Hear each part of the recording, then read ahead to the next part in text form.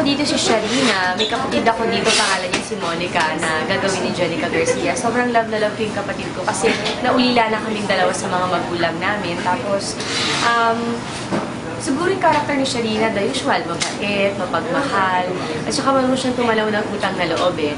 So, maraming mangyayari sa kanya dito at masusubukan siya bilang tao kapag na-in-love siya kasi never pa siya na-in-love. Hanggang sa makita siyang isang lalaki na feeling niya ito na yung gusto niya.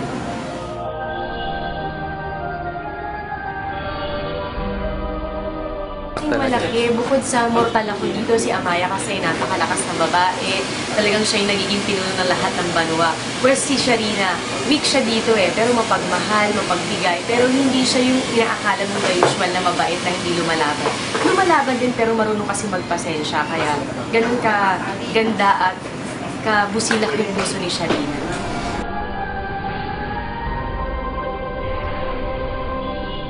Ano pa bang aabangan nila kung paano magkakagusto si Sharina at si Benji at si Arlan as Angel?